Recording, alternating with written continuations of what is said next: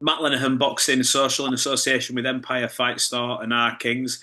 Um, it's a beautiful sunny day, Dave, so I appreciate you taking time out of this sort of rare bit of good weather that we get in this country to chop it up with me for a bit. How's things, mate? Good, really good. Yeah, it's always nice when summer's on its way and we've got a mixture of boxing and I love my football. Got a bit of football going on, so everything's good at the moment. I'm going to say you went from esteemed boxing trainer to Ronaldinho yesterday, didn't you? I did all right, I did all right. I played a full 90 minutes um, at Mansfield Town's stadium, which bit of pressure because Theo signed to Mansfield. I was about to say. So my first game for Celebrity UK is at Theo's place. He's got one of the coaches that he works with in the crowd. He's got people in there that know who he is. So there's a little bit of pressure on for me. But yeah, I delivered. I scored a goal, had a couple assists, and had a goal disallowed, and yeah, I did all right. So you've done that, and as you've been speaking there, I just thought Tony Bellew scored at Goodison as well, didn't He's he? got yeah. He sent me the video the day before of him scoring, and then I had to try and keep up with the big bomber. So I'm quite happy about Well, look, that. football aside, it's been a bit of a mad couple of weeks for boxing. I can't remember the last time we caught, but since then, I think we've obviously seen the Times Square show, Riyadh for Canelo, Inoue Cardenas, which was a terrific card, I have to say. We've bounced back into Kakatchi Wood. There's news about Manny Pacquiao returning. I'll start with that actually because that's sort of been flooding my timelines and partly because of stuff I've put out as well. But Manny Pacquiao rumored to return against Mario Barrios. Not been in the ring for 4 years. Had one exhibition in between. 46 years of age. I've seen your sort of comments on X. It's sort of a bit of back and forth between Maurizio Sullivan. Um, just sort of reiterate your thoughts on this. It's not really come out of nowhere. It's been in the ether, but seemingly rumours getting stronger. Too strong for my liking. I just think it's wrong. I've had some people commenting to me tweet today saying, "Oh, what about George Foreman? Oh, what about Sugar Ray Leonard?" Yeah, but number one, Sugar Ray Leonard was about 30, 31. When he came back after one of his many retirements. George Foreman had a run and had been boxing before he eventually fought Michael Moore for a world title. Um, Manny Pacquiao's not fought for 4 years. He had that exhibition, but if you saw any footage of the exhibition, it looked Bad. terrible. It looked really bad. So he's not fought for 4 years. He's not won a fight for 6 years. He's 46 years old, and you can be you can be 45 as a heavyweight and not be as aged as what you are in the lower divisions. But everybody knows that heavyweights mature later and can go on longer. Um, let's not forget Pacquiao started off as a light flyweight and moved up through the weight divisions. But at 46 years old, there's a big difference between that and in the time that he's been away, in the time that since his last win, if you want to call it and compare it to other people that have done it in the 30s, Yeah. there's a huge difference. Once you pass 40, the rate of aging for a boxer it picks up speed. So I'm not a fan of it. And plus, I know people say, oh yeah, but he's 8-time world, eight division champion and all this sort of stuff. But he's still not won a fight for 6 years. What about everybody else that's been winning and boxing? Boxing moves on. Um, when a champion retires, boxing moves on. And so there's people that have been fighting, been doing the right things, are in the here and now, and it's not a gimmick, a bit of ego boosting, or oh, that champion had a smashed him here, I'll still beat him now. There's none of that. These guys are actually in the moment and building careers, and they deserve world title shots ahead of what Manny Pacquiao does. I think there's often been a talk of a Conor Benn and a Barrios and things like that. Obviously, Conor's coming off the fight with Eubank. Is that something you'd be open to see in the next sort of 6 months? I assume we're going to see this rematch. That's why I say down the line or maybe I would next year. still, I would still say, I mean, listen, but it's part of the game. Fighters get world title shots when they've not really warranted doing anything, stacked up that says that the it validates them getting a world title shot. So it always happens. A lot of times it's your big name, big draw, whatever you get opportunities, and that's part and parcel of the game. Conor Benn's not done anything to warrant a WBC world title shot himself, but he's certainly done a lot more than what Manny Pacquiao's done in the last 6 years. So I would rather have anybody that's active and that's in around the top 10, top 15, getting a shot at Barrios than a 46-year-old Manny Pacquiao. That's that by rights. When we're seeing these guys that have retired and well past it, and they're doing these exhibitions, we're looking at them in these exhibitions thinking, it's not really great, is it? You don't really want them doing that. But to then stick on the little old gloves and do it properly, and coming back, it's not good. It's not good for them. It's not good. It's not good for the sport. I lightly touched on Conor there in terms of a Barrios fight. There's rumoured talks of a September rematch between Ben and Eubank. I've seen a lot of contrasting opinions on this. Obviously, it was such a spectacle. There myself, WWE kind of like feeling the way like the return was, and the fight itself, I think, went above and beyond what people expected. A lot of the narrative in the build was obviously size, weight difference, hydration, rehydration, Conor moving up in weights. And I spoke to Gareth A. Davis earlier, and he said it was almost, the feeling of boxing got away with it. I think that's the words he used, kind of thing, in terms of all the variables going into it. And he isn't a fan of seeing it again due to the hydration and the weight with Chris Eubank. Obviously, Conor's moving up. Would you want to see a rematch? Are you again seeing a rematch? So are you for it? There's two ways you look at it. The whole fight, it was entertainment. And there's part of boxing that is the entertainment business. And as far as entertainment's concerned, I was there. That was incredible. It was an unbelievable atmosphere. The whole senior thing, the ring walks, everything. Yeah. It was spectacular. And then the fight delivered. The fight was fantastic. From a pure tear up, want to see two guys just going at it. Brilliant. Technically, you can say a lot of difference to that, but we're not talking technically. You can have great fights. They don't have to be the best fighters. You don't have to be technically the best, most skilled, the highest level competitors. You can have two guys at amateur level that have had a couple of fights each, give the crowd a brilliant fight. Mm-hmm. And you go up through each level, novice pros, area championships, British, European, and so on and so on. So at all levels, if the two fighters' styles and mentalities gel, we get great fights. Mm-hmm. This was one of those nights where neither of them were going to give up. It meant so much to them both, and I give them both all the credit in the world. It was brilliant, delivered for the fans. So on an entertainment level, do you want to see it again? Who wouldn't? We want to see entertaining and exciting fights. So yeah, you'd want to see it again. However, from the whole what we were saying about Eubank coming down to 160, rehydration clause, blah blah blah. Looking at Eubank in that fight, it wasn't comfortable viewing when you saw that Eubank, he's always been known for his durability, his engine, his work rate, and just being strong, and he looked anything but in that fight. He didn't look like he had his legs, and so therefore, if he's not got his legs, he's not got purchase on his punches, he's not got the durability factor, and so you saw that where he was getting, caught, getting stung, getting hurt, and then you look at, he's been very vocal about. He was in hospital for a couple of days and he was on drips and was it. You can't have him boxing at 160. I think the 160, forget about the hydration clause. I'm not a fan of them anyway. I've said that before. I don't like the IBF rule, but it wasn't even an IBF title fight. So you shouldn't even really need to be adhering to that. However, the footage that he put out where he's making a 160, there are plenty of fighters that won't make weight like that. Yeah. It's not. I know to the people, there were a lot of eyes there that weren't experienced boxing eyes. So it's really shocking to them. But if he's putting himself out there and making out that, it was brutal to make 160, and then we see that his performance in there with the legs wasn't great 160, then even on his team and himself, he shouldn't, he's doing interviews and talking to people about what was happening, how he was thinking when he was in hospital, and that's pretty graphic stuff. You can't say things like that for effect, if it is for effect, and to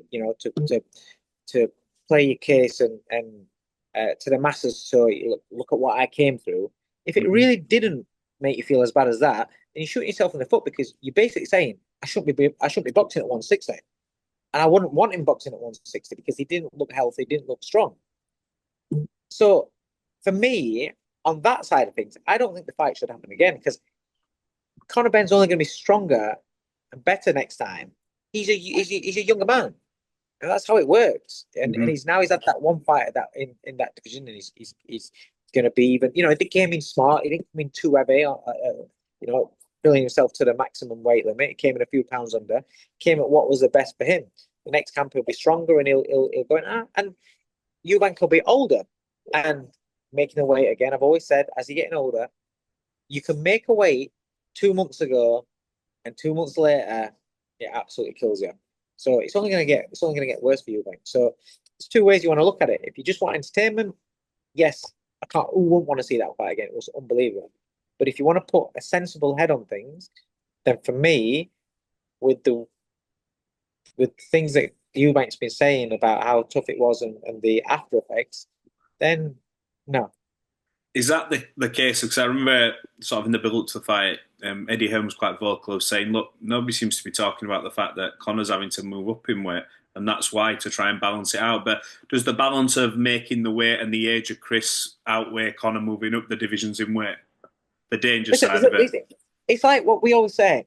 It's better to be undertrained than overtrained.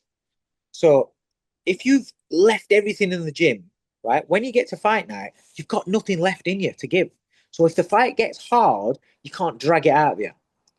If you've kind of like, and I'm not saying you should, but what I'm saying is from if you're not as prepared as what you could be, which is why sometimes fighters can come in at last minute notice and still win fights Hmm. because you can when you've got that and that drive and that determination, you sit on that so you can grind it out yourself. You've still got energy in you, you've still got you've still got that in you and strength and in order to drag and force and when you need to, you know.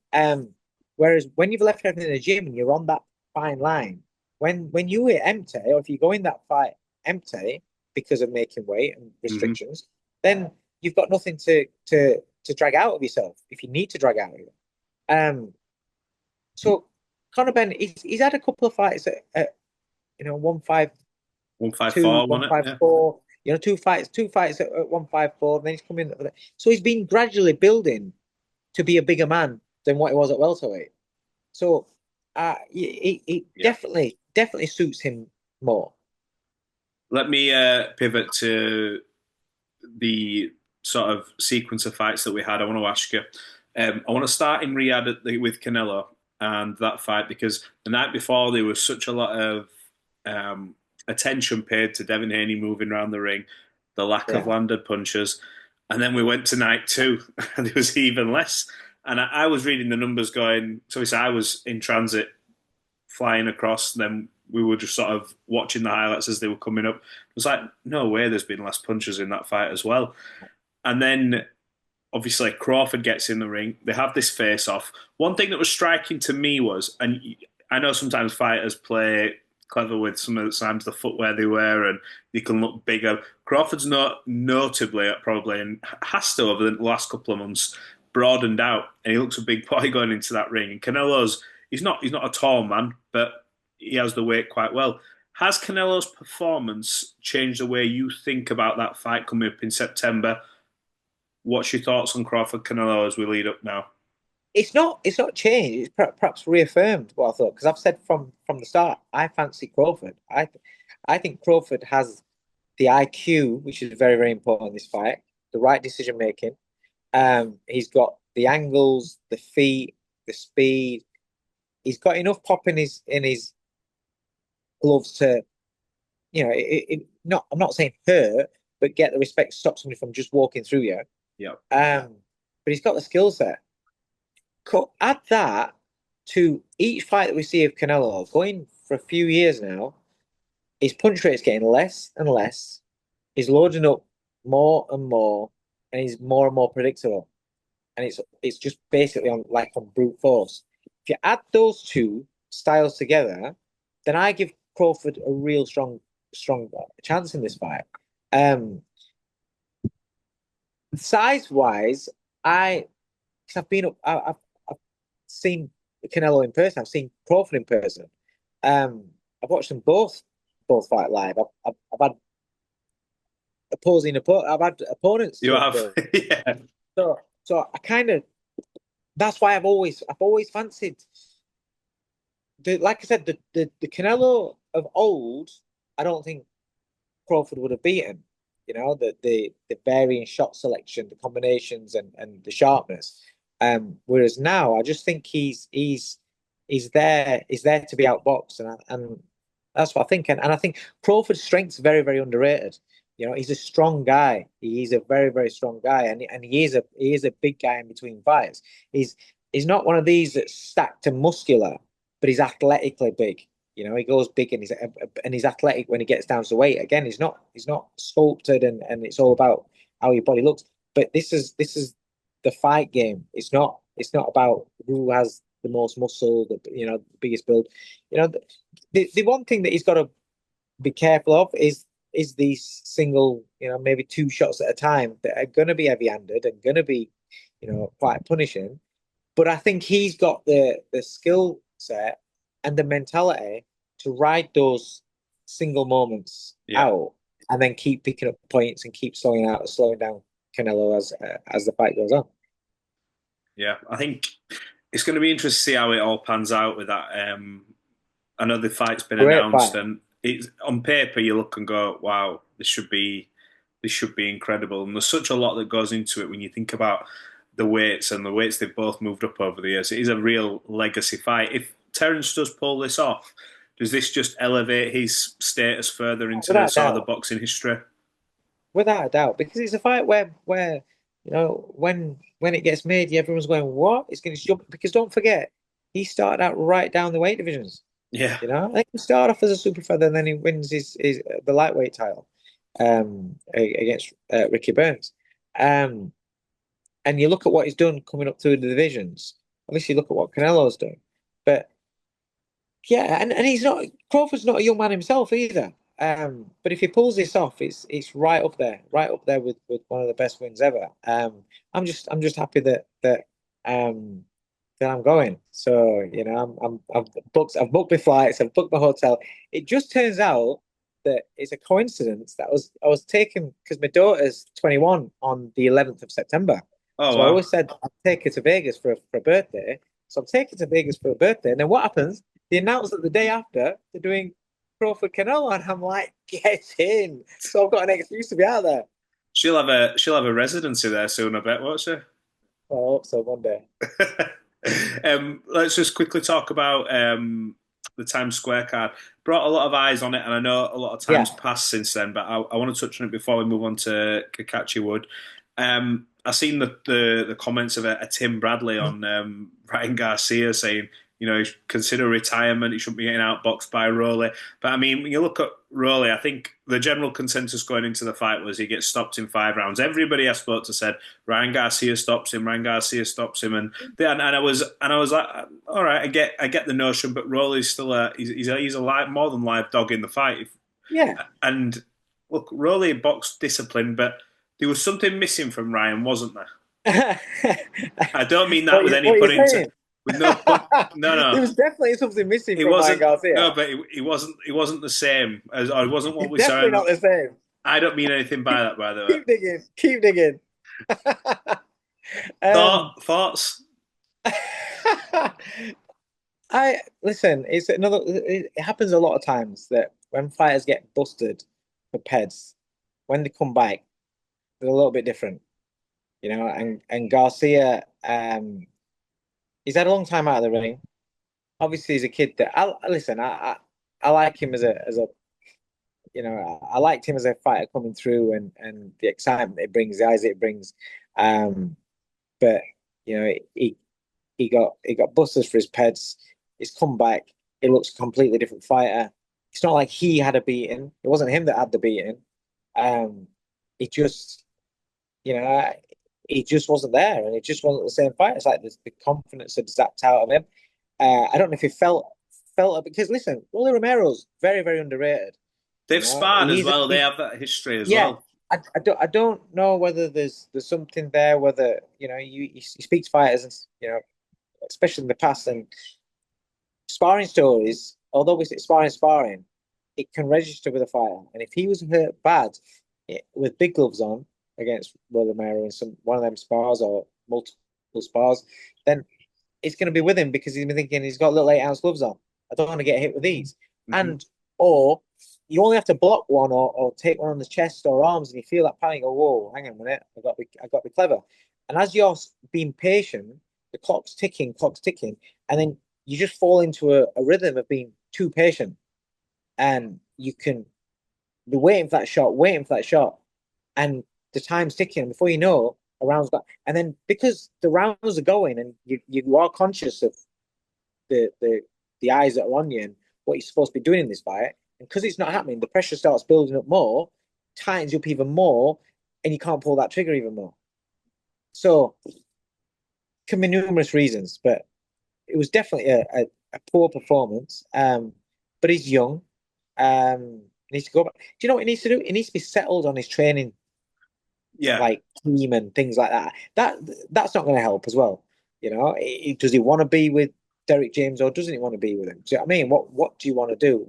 You need to be settled in your environment, and then everyone's on the same page, and you go out and do or should do what you're doing. yeah. That was one of the points I brought up to someone saying. I think originally there was the consensus that he was going to be with Reynoso Reynoso, yeah, again, and then obviously Reynoso has commitment. Will always have commitments with Canelo, and then he's like, oh well, I go back to Derek James, and I suppose if you're Derek James, obviously I know the money will be great, but you're looking going, oh, you're coming back, and yeah. I think it's easy to do that. Do you think as well? As Eddie made a point. Eddie made a point of this in the build-up, and it was actually an interview that Rowley interrupted.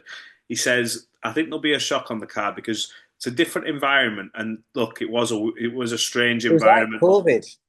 And I made the reference of, and I'm not saying this was the reason, but you remember Warrington and Lara, no Yeah, noise. yeah, Josh ain't used to like peace and quiet yeah. in a ring. Neither is No, Garcia. and neither is Lara, neither is anyone. It's not an excuse, but it changes like a lot of things, and it did for Yeah, a lot of fighters.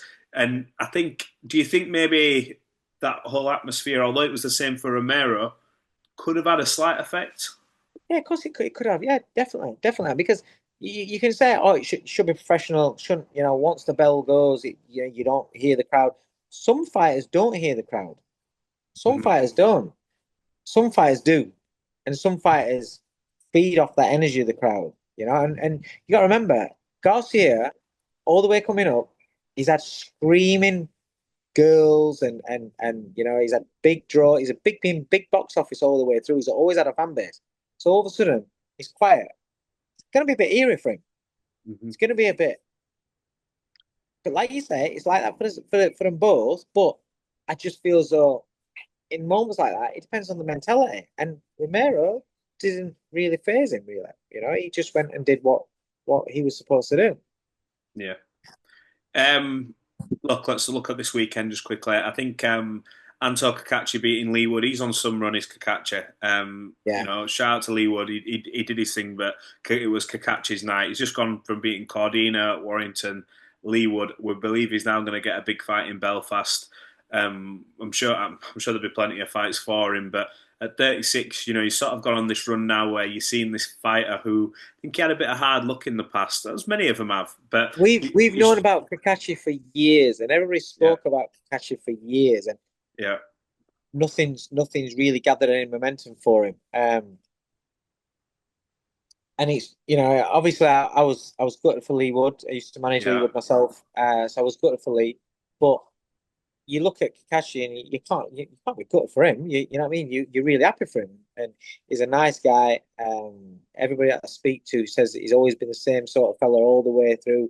And it's nice for him at 36. He's a great role model because I put a tweet out saying, there's kids that have got a couple of losses on the records in the 20s that think it's done from because they listen to the noise and everybody says it's not you're not good enough. It's never going to happen for you. The people that have slow burning starts to careers because of promotional issues and they think it's not going to happen to me. here you've got a kid that's had all that, Yeah. all that, and above, um, and he's stuck with it. All the fighter can do is take care of his business, be dedicated, be disciplined, and even when things aren't good, be disciplined. That's the most important thing because that overcomes your motivation and all that bullshit. It's not just listening to motivational tapes. You got to be disciplined, and because there's days when you don't want to get up. There's times when fight falls through, and you're thinking, what am I in this game for? I need to go out and get a job. I can't bother. I don't want to go training. You've got to be disciplined to stick at it. This is a fellow that has done, then gets an opportunity, takes his opportunity, and then runs with it. And now that's what you're seeing. You're seeing this run, and he's doing fantastic. It was a great performance, a great win. Yeah, 100%. I thought it was important we mention him because it's. I remember. Oh yeah, I think it was Fury White. He was scheduled to be on that card. I remember it falling through, and he was going through a stage of just like, and a lot of fighters do. Look, it's not only him, but when you see like the working class guy who's, I heard him speaking to Dev Sani about his parents and the fact he's able to give back, and I just thought, you know what, this is what the sport's about. Getting yeah, paid a shed load of money. He's come from a working class area. And hopefully now his family are secure for life. yeah. And that's what it's about. Like you said, this sport at its best. This sport's unbelievable. But both fighters, you got to think Lee Wood as well. Oh yeah, he's Lee Wood's changed his career, changed his life, his kids' life. He's secured his kids' lives. He's got himself a nice standard of living. He's made a lot of money in the last few years. And you go, earlier on in his career, and he was stuck, and nothing was happening for him. And so again, it come later on in his career, in his 30s. That's what I'm saying. The kids in the 20s, when it's not working out for you, don't stress about it. Just keep going because the majority of successes where you see the fighters earning the big money, apart from these guys that are Olympians and been, yeah, have a path just mapped through them, I'm talking about everybody else out there. That 95% of the fighters that are out there. Keep going because the majority of successes are always later on in your career anyway. yeah. But if you give up on it and you just play the part and you go half-arse it, it's never going to happen for you. I'm gonna say when you look just I think it's next weekend. Use a Maxi Hughes as an example. Yeah, I know he had the IBO title, but when you look at where he came from, the amount of losses he had before he went on his run, yeah, and close to Max, I always know use that as reference. But he had some losses yeah. where you look at it and think a lot of fighters would have packed in, and he's headlined But he two learned from shows them. in the spit, 2 shows in the states, and he went on a good run himself. And look, he's Yeah, got a fight coming up against Archie Sharp as well, and that's a really tough fight for both men. But yeah, this weekend we've got to touch on it then. Johnny Fischer and Dave Allen, the rematch from the, pretty much. I suppose, Yeah, controversial maybe in a lot of people's eyes. Johnny came away with the victory. A lot of people had Dave winning, especially with the knockdown. Um, Going into this rematch now, who do you favour after seeing the first one? And do you think that a Johnny Fischer who was heavily favoured in the first would be able to go away, make adjustments for Dave Allen, and obviously Dave, vice versa? he's he's young. He's got a good team around him. Um, and if his mental capacity allows him to be humble and not think that what's all this noise about? I did win the fight. I did win the fight. And just think it's going to be easier second time around. As long as you know that it's going to be tough, as long as you know that Dave Allen's going to be better this time around, he should be better this time around. Mm-hmm. You should get a better version of Dave Allen. Because when Dave has that bit between his teeth, he's a handful. Majority of his career, he's not trained. Since he's been with Jamie, he's been training. Jamie and Nigel Travis, he's been training. He's been training, learning, getting better. And camp on camp, that develops you. It's gonna be a better version, or it should be a better version of Dave Allen. But I always say with these young prospects, it's not the end of the world if they lose a fight or if they have a hard night at work, especially against an experienced fighter, a fighter that's done a lot more than you. It's not a bad thing because as long as you've got that mentality to take from it, right? I need to improve on this. Can't just because I've been getting away with it in the past. I can't just carry on doing it. I need to improve on it. I need to add this to my game. And if as long as you look at that and then you go away and you work at improving, It's not just a case, oh, I need to be fitter or whatever. Then you can come back better. You can be a bit more emphatic in the second fight. So we will see whether, because I rate Johnny Fischer as a prospect. I thought as a young heavyweight, he's been doing fantastic. He's developing. Obviously at the beginning, you saw him as very, very raw, but he's getting better and better and better. Mm-hmm. Tibbs is doing a great job with him, and I think he's a good fighter, and that doesn't change because of one performance where I actually thought he lost the fight. That doesn't change because, like I said, you can go away from that. Even if he's got an L on his record, then we're doing the rematch. You'd still say, well, he can go away and improve. Is he one of these fighters that goes away and comes back as a completely better fighter? Don't know. It's just a really good fight. It's a really good fight. We'll find out just where he's at. Definitely. We'll look forward to seeing that this weekend. There's a lot of boxing coming up over the next few weeks. I'm sure we'll catch up in and amongst.